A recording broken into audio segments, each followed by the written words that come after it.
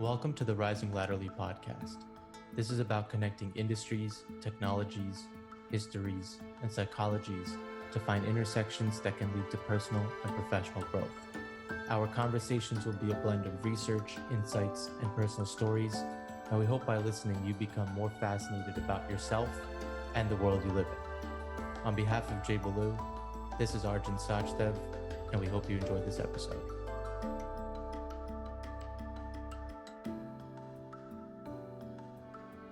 All right, welcome back to another episode of Rising Latterly.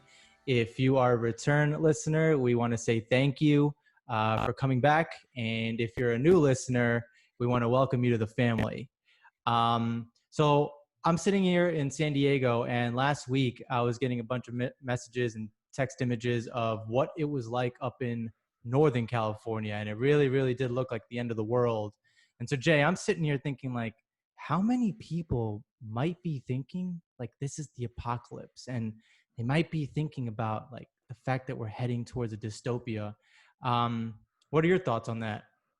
Yeah, so I'll answer with a short story. I was here in the Bay Area for that extremely bizarre weather last week, and it was on Wednesday, I think. I was driving through San Carlos, and for those of you who haven't seen the pictures or don't live in the Bay Area, we're pretty much surrounded by wildfires right now. So smoke has been blowing in from virtually all directions, and what happened was the smoke so thickly covered the sky that all day the sky was darkened with this really surreal orange hue. It was just an incredibly ominous day from morning to dawn. It felt like the day had never really started. So I'm driving through San Carlos, and it looks like it's something out of the book of Revelation. Like, honestly, it felt like the ground could open up and demons would come up and start pulling humans down into hell. Like, it was that weird. And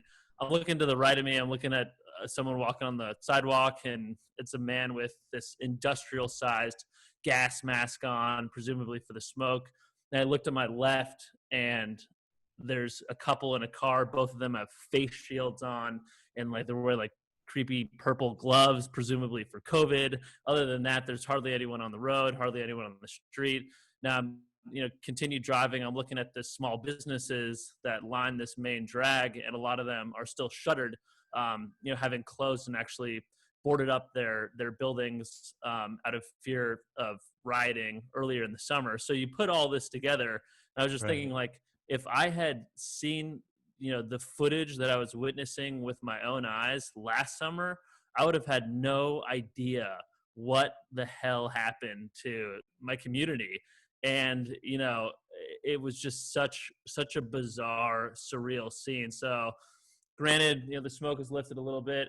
We're kind of back to normalcy here. I think we all know that COVID's not going to wipe the human race off the planet. But I think the topic of utopias and dystopias is one that is really made a lot more interesting by the circumstances of 2020 and the host of problems we're facing now. And I think it's also one that offers really rich ground for reflection on human psychology in general. So just to give you kind of a quick breakdown of where we see this conversation going, first we're going to kind of talk about utopias and dystopias at a high level. Then we want to move into the idea of the inner or the personal utopia and dystopia and how those can manifest regardless of the environment you find yourself in. And then we're going to end the conversation talking about why we all find the end times so interesting, why these dystopian outcomes are scary, but at the same time really fascinating, and why some of us even are kind of pining for them. So I think overall it should make for a pretty interesting conversation. Yeah, and there's been so many memes from 2020 where people just feel like it can't get any worse. And so there actually is a light at the end of the tunnel, I would say. This is not to, make people sad or anything. This is just to let people know that this battle between utopia and dystopia takes place whether we know it or not. So if we're just going to go back and kind of set definitions here and just talk about elements of utopia and dystopia, I mean, I'm going to think about it from, fiction and maybe movies that we've seen. And the fact is that some of the best examples of dystopian novels go back to even the 1930s and 1940s. You can think about a book like 1984. You can think about Brave New World, which, depending on how you look at it, is a combination of both: a utopian world where everything's great and a dystopian world where it's not so much. But the bottom line is that when you think about whether it's literature or film, there's a set of themes that occur. And the one that, maybe a lot of people felt last week when they woke up and it looked like, they were on planet Mars, was that idea or the theme of survival, or like fend for yourself. Or it was the theme of environmental destruction. Obviously, you had north of 20 fires here in California. That's seemingly dystopian. But other examples could be when you read about or see in a movie when a computer or a robot or AI or technology starts to control the people. Um, you also might think about examples where you lose your individualism, right? If you don't conform to the society, you're not allowed. And then there's also just government in general. Is it oppressive? Is there even one in place? So, I mean, these are some of the themes that come up in dystopian fiction, and they seemingly play out in what we see with our own two eyes and hear with our own two ears. So for many folks, it might be like we're living what, feels like is the end of the world. I'll also just toss it out there, and I'd love to get your feedback, JB, is, Mm-hmm. in a way, is it dystopian to consider how some large corporations like control people with their media or their products or their services? I mean, that might be an element as well. But just those are some of the elements that I just wanted to put out up front.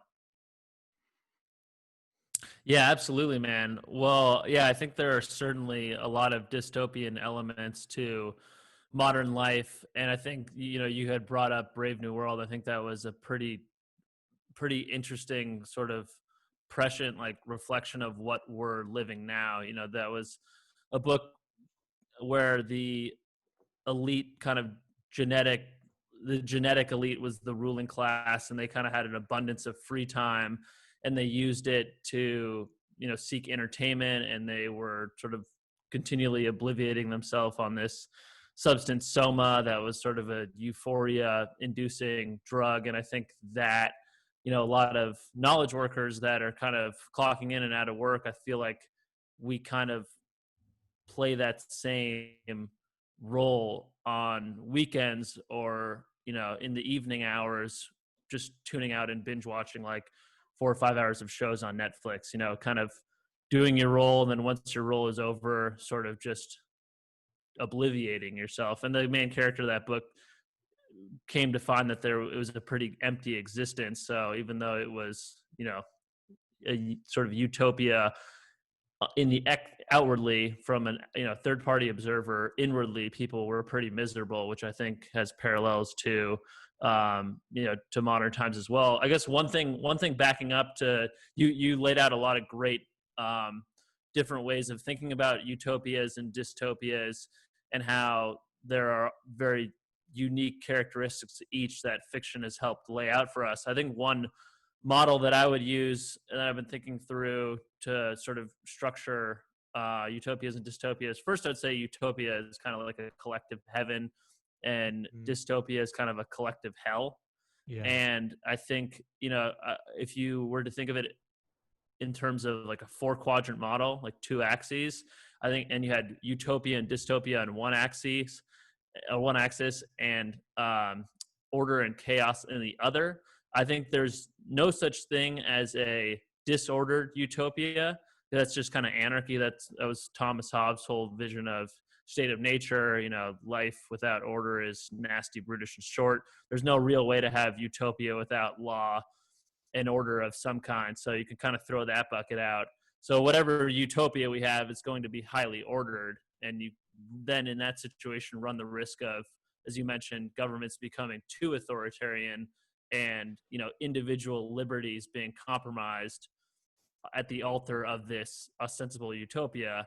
But then the really interesting thing about dystopia is that it can be either ordered or disordered. So you can have that like post-apocalyptic zombie, every man for themselves, dog eat dog, disordered utopia, or you can have the totalitarian surveillance state kind of dystopia that was laid out in books like 1984 and Brave New World. And I think the odds are that we, you know, barring some horrific global event like a nuclear holocaust or something, I think we probably run the greater risk of marching towards a ordered dystopia than that disordered anarchical, zombie apocalypse style dystopia, which is kind of interesting. It shows us what we need to look out for, I guess.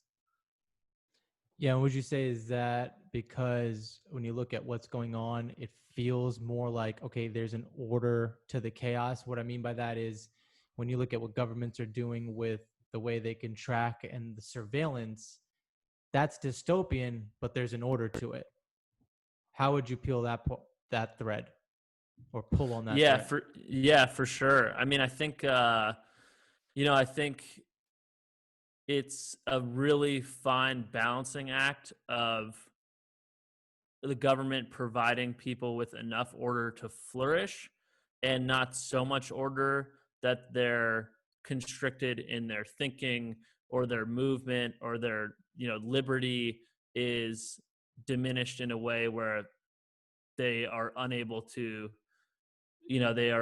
become their true selves and author their own life. An example of it is like, we live in a world right now where we have free speech and people can say mean things to each other, right? Like I can launch a attack on you over Twitter and say disparaging things about your character, and that's obviously, if you're on the receiving end of those words, it's going to make you feel badly. And maybe someone would say, well, in a utopian world no one would say mean things to each other. So is it the people are going to say mean things to each other if they have the right to? So in that situation, is it the government's responsibility to come in and make sure people don't say mean things to each other? Obviously, if we lose that ability, then we've just sacrificed a lot of liberty. So there's kind of a balancing act there, between the government fostering order and sacrificing liberty, as I've kind of been outlining. But you look at something like what's going on in China right now, and what President Xi is trying to do with their AI capabilities. I think it's pretty terrifying. He's trying to build basically an all-seeing system of social control. So one of the first things that's kind of table stakes is full video coverage of all public areas. So imagine not being able to step outside without being on camera. We have that to some extent in our major cities, but imagine if the coverage was so extensive that anywhere you were in your own country, you could expect government eyes to be on you. The other thing that I found even more terrifying that they're working on is emotion tracking software. So basically, they'll be tracking people's stimulus to propaganda on their phones, and if someone has a negative response to, let's say, a CCP speech, then they'll log that as a meaningful data point, as a way of tracking someone as a potential political dissenter in the future. So, imagine if you were watching a Trump speech on your phone and you didn't smile, or maybe you even said something disparaging or grimaced. Imagine if that was logged, and then Trump had a record, of all the people that had something disparaging to say about his commentary. That would be a pretty terrible world, I think, to live in, and one that I would consider pretty dystopian.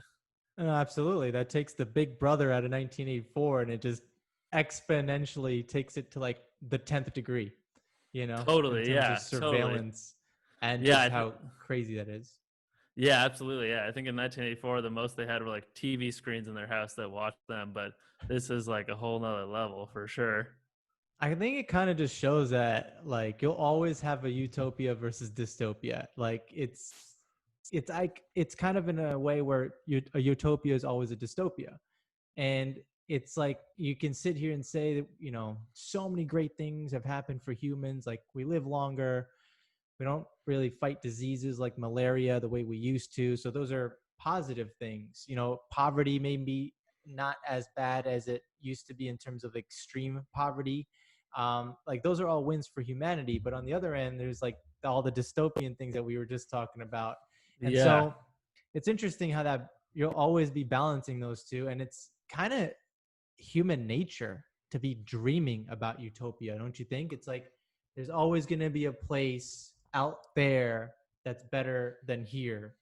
And I'm going to continue to think about that. There's going to be a group of people that think like that, and it's kind of human nature to want to get to that better place, but we have to understand the responsibility of getting there, and the consequence of each choice that we make in our path to getting there. So there's a give and take to everything. So yeah, utopia is always going to Yeah. be a dystopia. Yeah, no, I totally agree with you. I think the utopia is really everyone's idealized vision of society, and the problem is that because utopias are collective, that everyone has to be in on the utopia for it to be a utopia.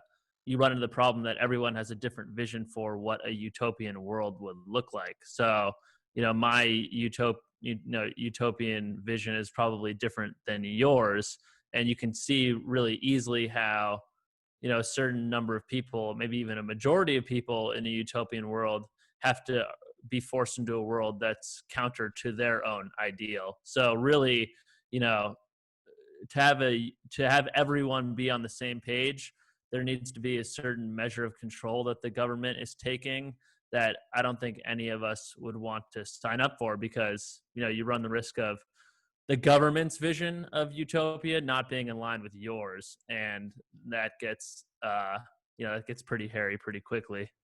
Well, I think in some ways that might be part of the problem. It's like, I've heard this said before, where if you try to do something from top down and then get all the other layers to try to mesh with that, that doesn't always work as well as if you actually had the bottoms up approach, where there was like an organic movement that took place even at like the individual level.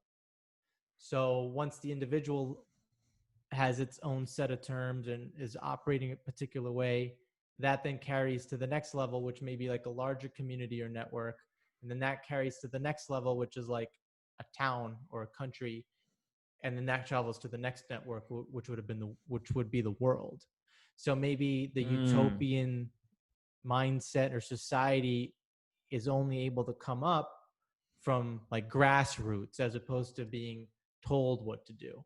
So I thought that was an interesting way to think about it, because it really makes you believe in the fact that if we are all in the collective and we all are parts of each other, then it is true that the way we treat each other should be a win-win. It's like a win-win for me, you, and society. So there should be more positive sum games that are being played as opposed to negative sum games that could be being played, and that just kind of makes it key for each individual to feel that way. And that's really the issue, is getting each individual to feel a certain way that they actually can contribute to this organic momentum, if that makes any sense. Totally, yeah. No, I think that's a really interesting framework, and that makes a lot of sense. I think it's really the only, if we are to achieve maybe not a perfect utopia, but a more idealized, way of life, it will I would think come from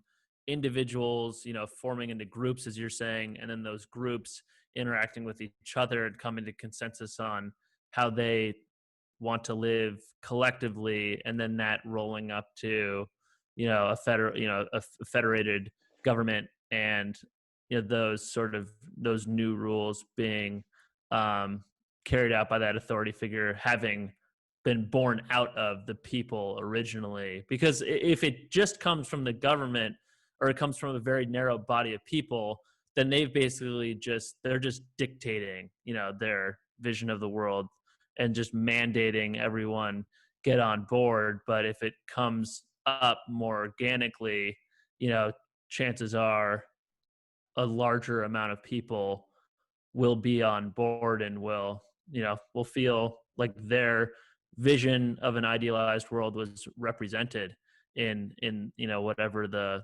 order is. So yeah, to your point, I think too it's important that democracy. I think I think the allusion to democracy here is pretty obvious. I think it's important that people maintain the right to vote and maintain power not only in the ballot but in civic just overall kind of civic engagement as well. Yeah, it's like everyone should have an opinion and a version of like their utopia. And imagine if we ever got to a position where everyone got to say their version of a utopia, and Yeah, like as a collective we all like yeah, kept the ones that we are like, yeah, we agree with that. And then we all agreed to get rid of the ones that just didn't work. And imagine if there was a collective like, all right, I'm going to hear this all out and we're all going to vote, or however you want to call it, and we're going to create a set of rules. I mean, obviously with 7 billion people, I get it. That's just a stretch of the imagination.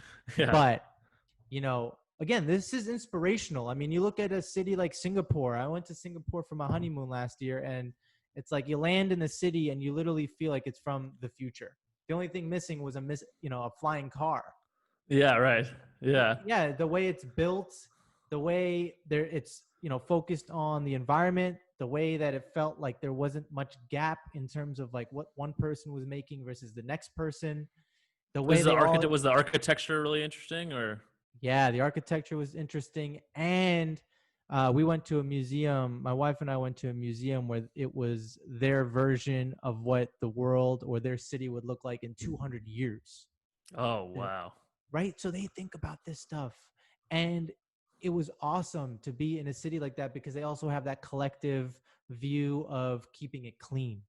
And Mm-hmm. relative to the city that we were coming from, it was just night and day. And so again, like, yes, the utopian dystopian conversation, I don't know how often people are thinking about it, but it's taking place every single day, whether we're thinking about it or not, whether we like it or not.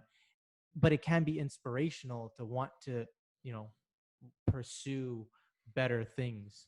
It's just, what's the sacrifice?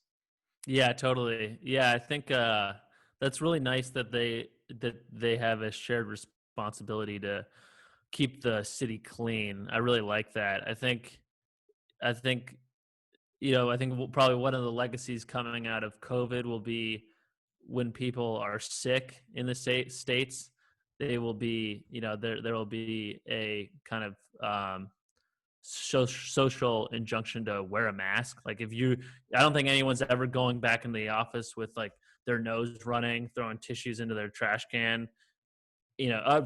First off, I don't think anyone's ever going to go back into the office sick, period. But if they were to go back in the office in that state, they're certainly going to be wearing a mask. And it seems sort of insane that, we had a culture where the individual wasn't required to do something so trivial for the sake of the group. And I think, you know, I still believe in kind of the primacy of the individual. I don't think that the individual should be subservient to the group. I think the group is subservient to the individual in a kind of in the realm of political philosophy. But with easy stuff like that, I do believe that from a more utilitarian standpoint, the individual needs to do the easy things that make life better for everyone, like wear a mask and don't throw your trash on the street. And I can't think Jay, of any other examples of. the people that walk in the office when they're sniffling, even if there's unlimited sick days, people will not take the day because there's too much pressure on them to achieve certain goals and metrics or whatever the case may be, or a project or a deadline. You know, that pressure that we used to put on people in the corporate structure or a work structure where deadlines and projects and metrics needed to be hit, like, yeah, you didn't necessarily think about the collective because you were tied to that and your livelihood is based on whether or not you hit that goal. And so it's like, okay, if I'm feeling a little under the weather or sniffling, regardless of if there's a policy in place of no sick days, I have to go in because I have to, produce my output. You know what I mean? So it's like, we got to we have to just rethink how all of that is played out. And, I just leave it at that. It's just interesting to think that, like, do you believe in the future that we're actually going to be more socially or environmentally or ecologically resilient? Like, what is your view, JB, decades from now? That's a really good question. I think well, I guess the social resiliency and the environmental resiliency are, I guess, two different questions, but I think we're both on the same thinking that the environment will get so bad that that will change social life for people. I mean, it already is. Like last week, you could Yeah. argue that that was a consequence of global warming and everyone being forced inside after already having been forced inside for the past 6 months by dint of the smoke over our heads. But yeah, no, I think I don't see I don't see that I don't see the environment. I don't see us becoming more responsible about the environment without there being economic incentives that encourage people and corporations to take the environment more seriously. I was doing a little research on how many people in the US currently believe in global warming, how many people are currently concerned about it. And it actually was a higher number than I actually thought it would be. Let's see. So more than 7 out of 10 Americans actually now say that global warming is quote unquote personally important to them, which was an Okay. increase of 9 points from 2 years ago.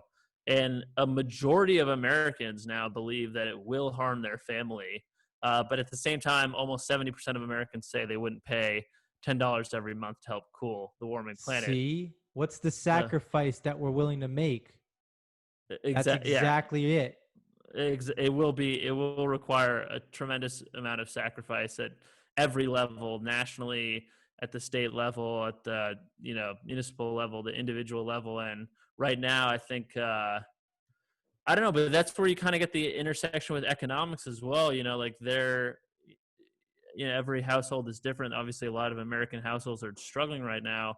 That $10 is going to mean something very different to the average American family, obviously, than it's going to mean to a Zuckerberg or a Bezos or someone like that. So I think, you know, I think this sacrifice will have to be proportionate at every level. Like, however painful that $10 every month is to the American household, something commensurately painful will have to be, imposed on the super wealthy class and the kind of corporate class, and that's gonna mean a pretty big hit to them as well. So Yeah, absolutely. I mean, I would also say you've mentioned proportions and you mentioned this idea that there should be incentives.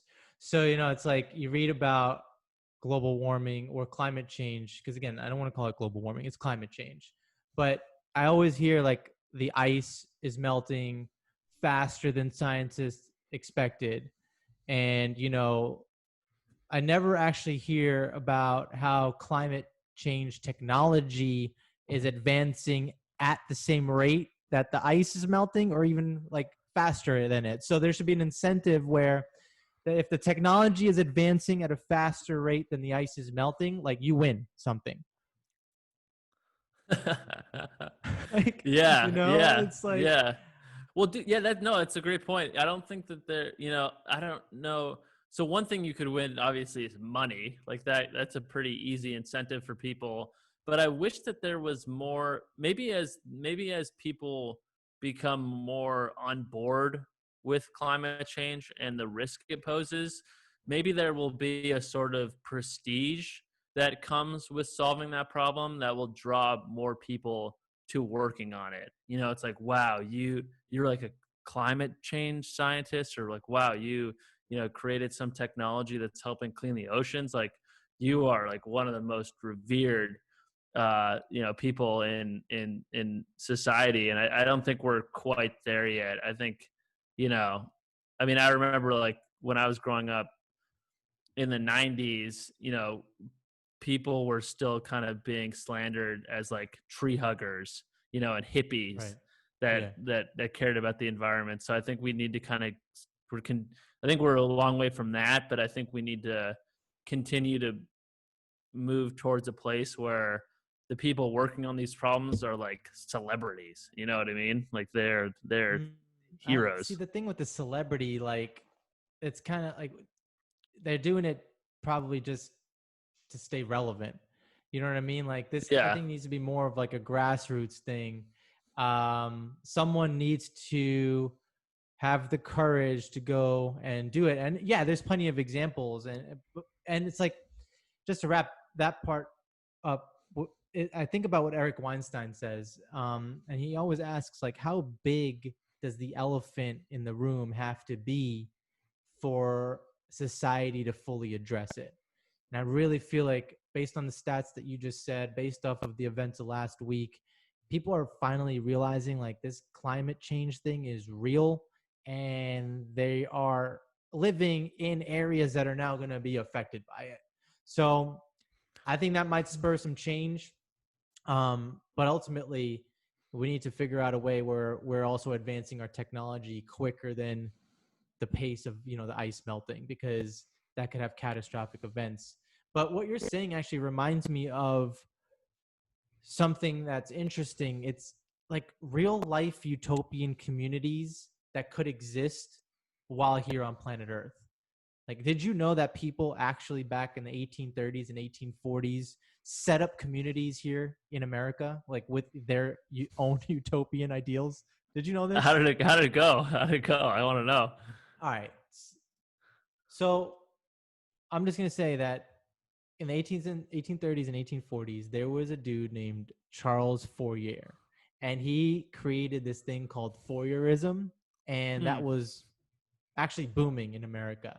So he's this French guy, and he's a social theorist, and he also was someone who was trying to reconstruct society to be more communal based, where every member, had a role, and they would just shift roles amongst each member in the society, and it was supposed to be all cooperative. And he thought that by doing that, like, wealth would be equally distributed, and it would just kind of get rid of competition, and it would survive. Well, 30 such associations were actually established here in America.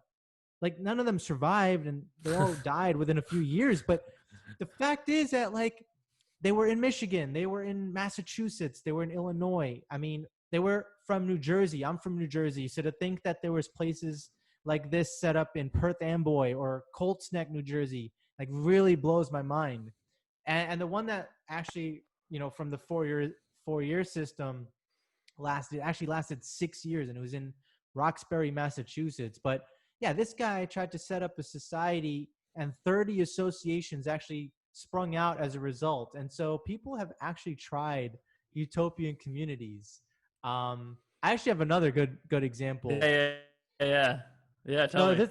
this is the story of Robert Owen. So let's rewind. It's the early 1800s. This guy is out there in Scotland, and the way he gets wealthy is by being a textile manufacturer. But he was also one of those guys who, like, fought for the factory workers, wanted better, conditions for them. He also wanted to promote a, experimental type of society.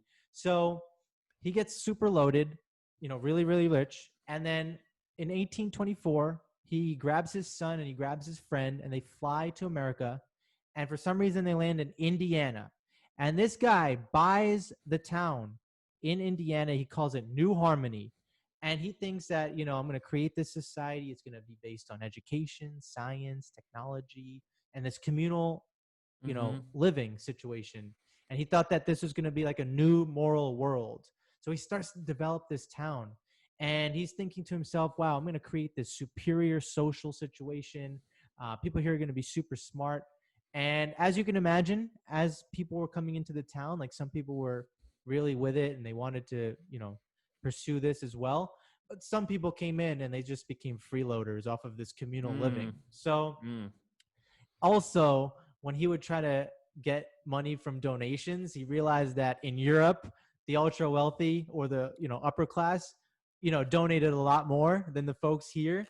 And so he couldn't actually raise enough money. So long story short, New Harmony, it falls apart in like 2 years, but it actually apparently became known as the city to have the first free public library. Wow. Yeah. Well, that was So there something you go. that was a lasting legacy. Yeah, we still got those. There you Yeah. go. So yeah, it's just Yeah. examples of real life people back in the 1800s trying to set up utopian communities, and like some of them actually got up to 30 communities. It's kind of I wild. know that's definitely a pretty successful endeavor.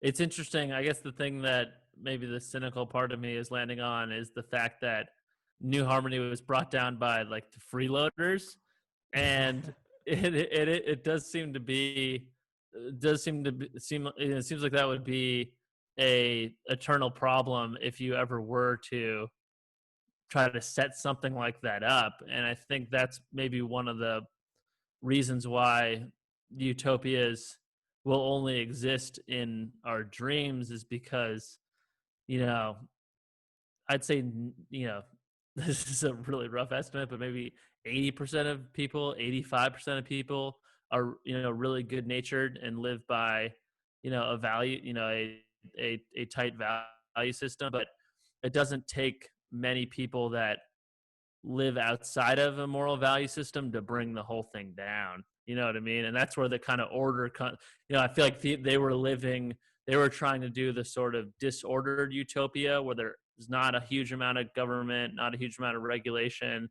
not a huge amount of authority. We're just going to all kind of come together and let the best parts of ourselves flourish into a utopian community. But all it takes is that, one fly in the punch bowl to kind of ruin it for everyone. Yeah, that's true. Yeah, it's interesting. But let's actually dig into how you could also have this in your mind.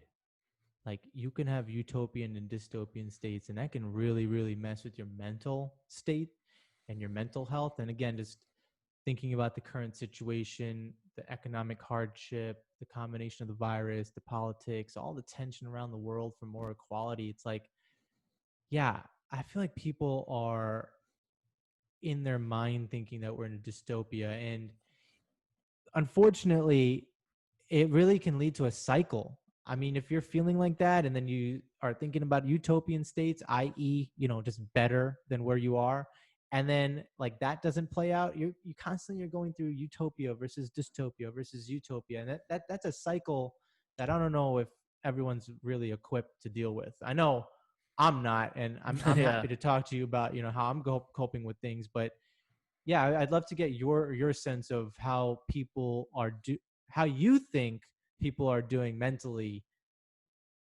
in this relation. Yeah, well, I think people are certain, we know mental health issues are on the rise, particularly among young people. We know the impact that, the kind of outrage news cycle and social media is having on all of our psychology. You mentioned earlier in the episode that, we are in a very fortunate position right now where so many of us have food security and have shelter and have our basic needs met, which is not something that a lot of humans throughout history had.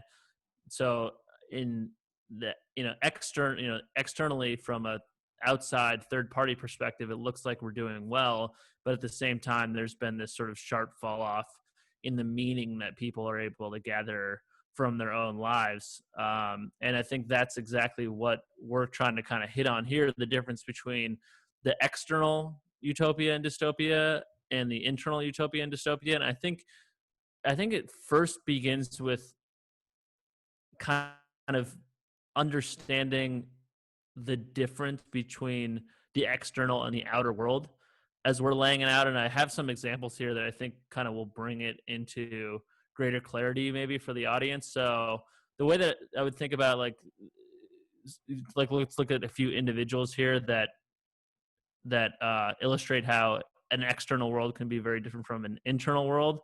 It's like the beautiful young woman who inwardly feels really ugly because she's been poisoned by a years-long flood of photoshopped influencers on her social media feed. So outwardly, very beautiful. You would think that she thinks she's attractive, but inwardly, she feels ugly. Or it's the bully who, is bigger and stronger than everyone around, than everyone around him at school, but inwardly feels weak because he has to go home and get bullied by his father. We see that archetype playing out a lot. It could be the billionaire celebrity president that's one of the most powerful, influential people in the world, but inwardly still feels deeply insecure and impotent. And it could be even you or me or any one of our listeners, someone who has had more luxury, had more security, more opportunity than most anyone else in human history, and still feels unfulfilled. So there's a very real difference between what's going on outside of you and what's going on inside of you. And I think living with a greater awareness of that dichotomy allows you to shine, a stronger light on what's going on internally. Because I don't think we pay enough attention to that. Oh my God, like you're hitting a nerve right now, because it's like, yeah, the thing that we want for folks to understand is that, first of all, a lot of us are going through this. So I know I struggle with coping mechanisms. Like, I'm not a perfect person. I have a lot of things I'm working on. And like, part of doing this is, the journey that I'm on in terms of becoming a better person and having more of that utopia inside, right? So it's like, I know I can go from a utopian state of mind to a dystopian state of mind like pretty quickly, especially if my emotions are stronger than my mind in that moment.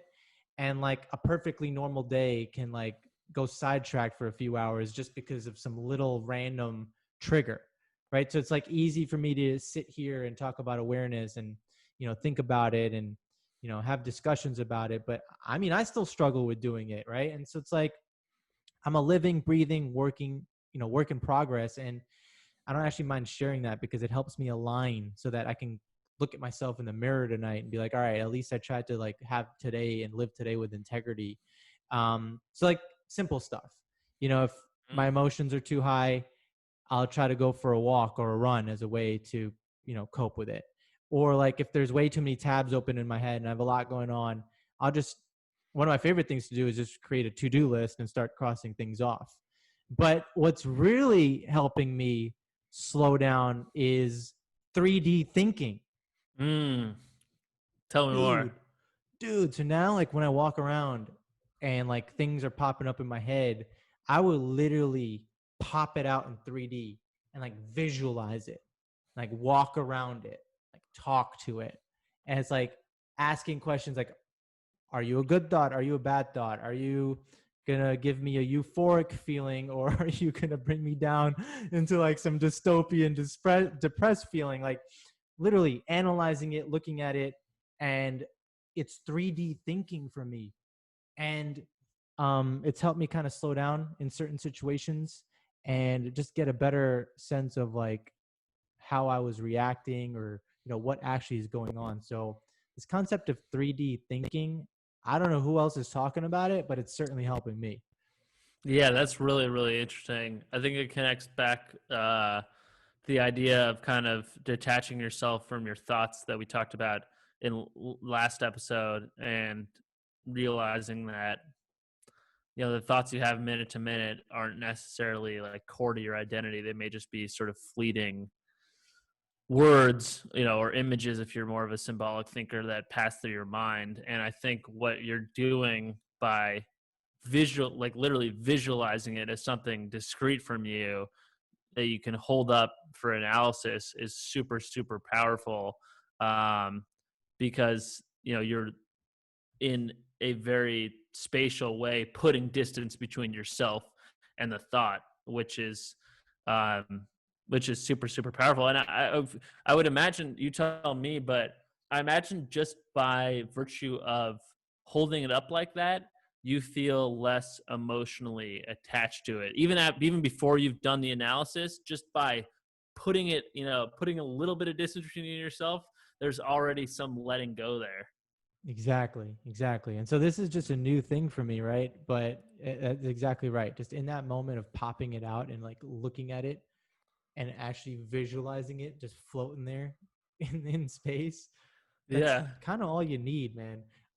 But you had mentioned earlier around like the person who may not feel good about themselves inside, even though they're beautiful outside. And one thing is like bullying and name calling has a lot to do with that. And so, Mhm. words do matter. And obviously, again, like we can go into examples of how I've learned the hard way, but like the internet, man, it creates this utopian feeling for people, but at the same time, it's got some catastrophic and dystopian effects as well. It's like the boundary between your public life and private life is gone.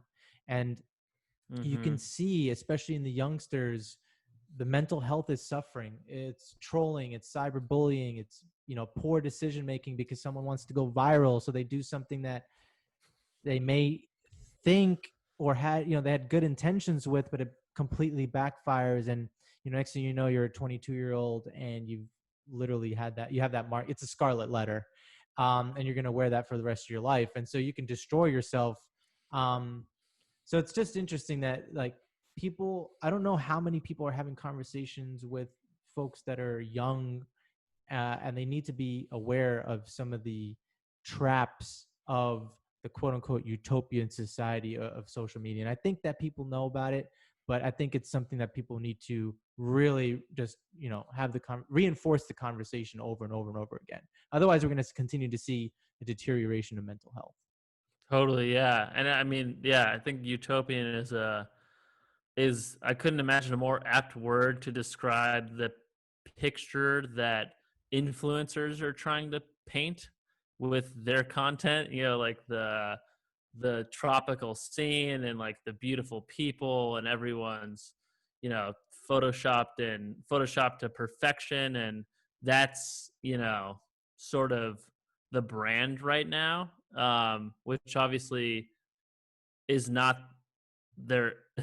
Someone may be able to present a utopian version of themselves outwardly. That doesn't mean they're experiencing a utopia or a heaven-like experience inwardly. But people, that's why I think that in the inner world outer world distinction is so important for people to start grasping, because Love that. it, it, it really, like, yeah, you look at someone like that and you realize that, they may be suffering as much as you or even more than you, and it frees you from the vice of envy and of feeling cursed, you know about your own lot in life. And it empowers you because you realize, like, I do not need those external utopian, you know, elements in my life to live an inward utopia, an internal utopia, an inner world and utopia, which is like such a freeing thought. You know what I mean? Because you have so little control over the outer world. It's so, you don't control how you look. You don't necessarily control your, like, intelligence or how much money you can potentially make. You know, hard work is obviously a variable, but like, there's caps for certain people, and letting go of the need to exact such control over your outer world and get it to be exactly the way you want. I have exactly the partner I want, I have exactly the job I want, I look exactly the way I want to look. Letting go of that and focusing more on building your own inner utopia is such a faster path to happiness, and not even faster, it's like the only path to happiness, I would argue. I was gonna say, I think, like, there's people struggle so much and there's so much suffering that we should all just be focused on our inner worlds and really just refine that, because at the end of the day, your energy is what matters the most. And one thing for me, just I think about my inner world, like, to avoid a dystopia, I am lowering my expectations, especially of I other people. And I know, like, totally many do. people are going to be like, well, I already knew that. And it's like, oh yeah, that's great. But if anything, like, the expectation should just be placed on myself. Like, Yeah, so I'm yeah, still going to have expectations, but they're just going to be placed on myself. I'm not going to really expect much from other people. And that also is a little bit more freeing in terms of utopia versus dystopia. yeah, absolutely, man. Yeah, like the second you, uh, one of the things that I was reading in a book on Jungian psychology recently was like, everyone has that thing that they want out of the world. Like, they, either want to be loved or want to be admired or respected or feared. Everyone kind of has that relationship with the world that they want consummated. And if you let go of whatever that you're pining for so deeply, then the feeling you want will be returned to you. Like you want your whole life, you just want power over people, power over people, power over people. The second you're like, I don't care anymore about having power over people, then you will feel more powerful than you've ever felt. You know? Interesting you say power, because I think power is one of the problems, man. Because it sets up a utopian versus dystopian world. The person with the power has utopia. The person who's feeling the effects of the person who has the power is in a dystopia. So like people shouldn't have so much power. I don't know if there'll ever be a system in place where like power becomes more equal amongst us, but that also could eliminate the dystopia versus utopia. But it's interesting because like at the end of the day, what we're playing out in our head is a character in certain ways. And so for some people, the end of the world, the apocalypse, like they're waiting for this. They want this to play out because in their mind they've been a character, right? Where like they might believe in the afterlife or something, and so they don't think that when the world ends that they're going to die. They're going to actually move on, right? You also have people who might be playing out the character of like, all right, if the world ends, I'm going to be the hero or I'm going to be saved, right? Like you have these different parts of the spectrum. Then you also have the people that are preppers. Like they're preparing for this and they're going to be able to play out the character of being a prepper and being ready and being like, ha, I'm ready for this. I'm like ready to go. And so it's just interesting to think that like a collapse could occur and you don't even know how it's going to occur, whether it's like a solar flare or like the economy or whatever the case may be, or like obviously climate change. But it's the end of the world allows people to play out characters. For sure. Yeah, for sure. I think yeah, to run with that, I think they get to play out.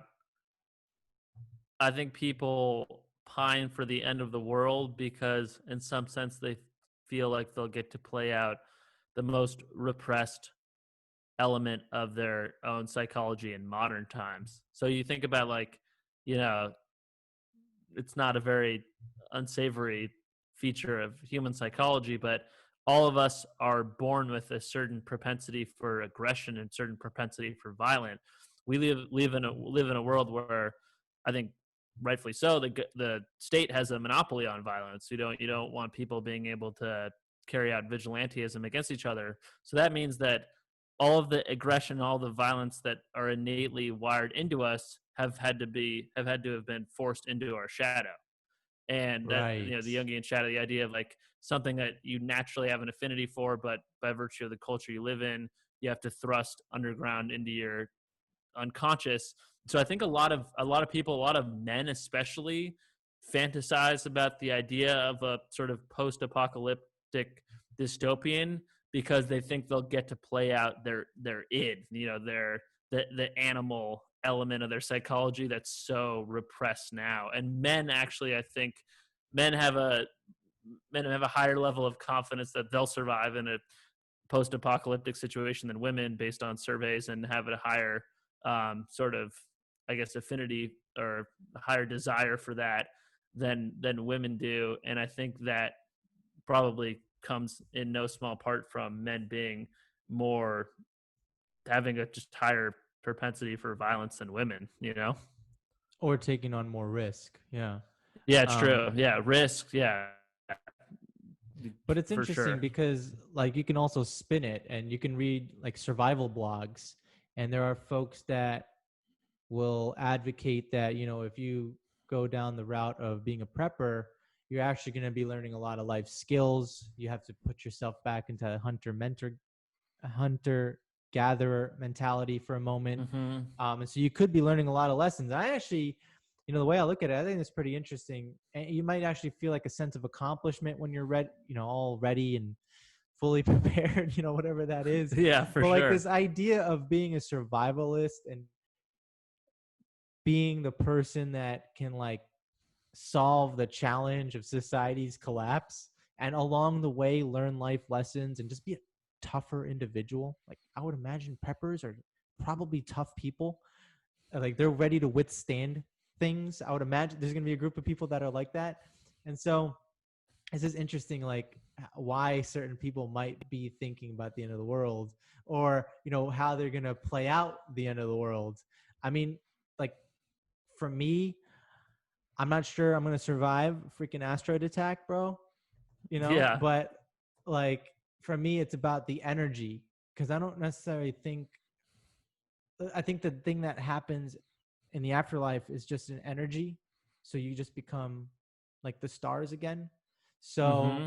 the energy that you put in today in this soul, or I'm sorry, in this vehicle on this planet, like you should just work on refining that energy and getting it better and better and better, and getting it to the highest frequency possible, so that when the end of the world does occur, you pass on in this like energy that is useful, for lack of a better word. It's like how the monks would think about it, where they don't have to think about utopia versus dystopia, because they've already made a commitment to the universe, and they already know the secret, or the magic is that when you make that commitment to the universe will start to remove all the obstacles from your way. And so again, they are all on energy, right? Like throwing yourself out there into the abyss, and like just letting the net appear underneath you, like that type of mentality. So yeah, I think it's like more of the energy that we should be focused on. Yeah, for sure. No, I think. Well, I'll take a quick detour there, and we can get back to your comments around afterlife and how that impacts the way that people anticipate or pine for the apocalypse. But you mentioned monks, and I don't know if are you familiar with Thich Quang Duc, who was a Vietnamese monk. He No. was, yeah, he was protesting the persecution of Buddhists by the South Vietnamese Christian government in the early 1960s. He was trying to bring attention to the oppressive policies of that government, and he actually ended up self-immolating as a show of protest. He lit himself on fire, and to explain the stakes here, it was in response to the army, the South Vietnamese army, opening fire on a crowd of Buddhists and killing 9. And that was Hmm. just for the crime of them flying a Buddhist flag in celebration of Buddha's birthday, because apparently you weren't allowed to fly religious flags there at the time. So Duck, this monk, lights himself on fire. And if you watch the video, you would think watching someone light themselves on fire would be a horrific scarring video to watch, but I actually watched it, and it didn't read like that to me at all. He's sitting on the ground with his legs crossed. He's you can see he's possessed with total equanimity. He never moves a muscle, never makes a sound. He's holding his hands in front of his face the entire time. In front of his torso the entire time as he's burning. And he's not in a frenzy of pain or fear. He's not running around, even though not only is he in so much pain, but he knows he's about to die. So not only is Right. he over, he's not only has he trained his mind to override the pain, but he's trained his mind to override the fear of death. And he eventually succumbs to the flames, and he's still cross-legged as he falls backward, having died. Like to have maintained that posture the whole time, I think is just insane. And it's sort of become a symbol of social justice. But I see it, to me it reads more like an inspirational story of how much we have the potential to master our inner worlds. you know Right. that that that that monk had no different DNA than you or I. Granted, it would take us a lot of meditation to get to the point that he did, but we're capable of that. And, maybe we'll never get to the point where we'll be able to light ourselves on fire peacefully, but there's a lot of room for you and me, and for probably most of our listeners, to have a better mastery of their inner world, better control of their emotions, of their fears. And I don't believe in the afterlife in terms of your ego or your face or name or memories or social security number passing on to the next realm. But, I believe that, I do believe there's a soul, and whether or not that joins something eternal and collective at the point of death, I do think that for him to have been able to do that, he did transcend in this life. He to be that fearless in the face of death and that calm, he had reached a state of harmony with the universe that I think so few people ever will. So that's something I think to aspire to more than entrance into like a paradisal heaven. Right. I mean, that's such a powerful story. And it just shows that he had a commitment and he had the courage and he practiced his way to leaving it to the universe. And I mean, to him, he went out peacefully. Totally. Yeah, totally. He went out with total conviction in what he was doing. He had a obviously sense of me. There's not like any question in his mind, does my life have purpose? Like, is there any reason why I'm here? If you can do that with that level of conviction, like, you had a purpose. So, Exactly. um, yeah, yeah, no, I think, yeah, I think the way that people look at the apocalypse is definitely very different based on whether they believe in the afterlife or not. I mean, 40% of the country still believes that the second coming of Christ will come by 2050.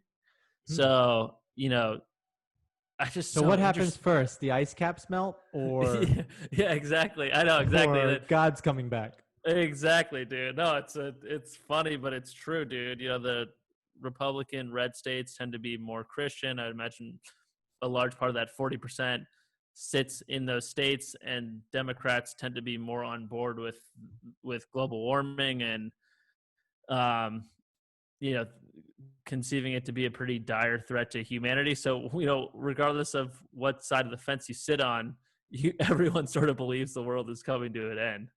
And that the solution is not in sight and it's out of our hands. Like it's not capable, like as a human, I'm no longer capable of fixing climate change. So that's even more reason to just fix your inner world more than trying to fix necessarily the outer world. Fix your inner world, transition from if you are in a dystopian mindset to a utopian mindset, and then let that kind of reflect itself out as opposed to like trying to give up. Don't give up on everything. I think that the key here is to just work on the inner world.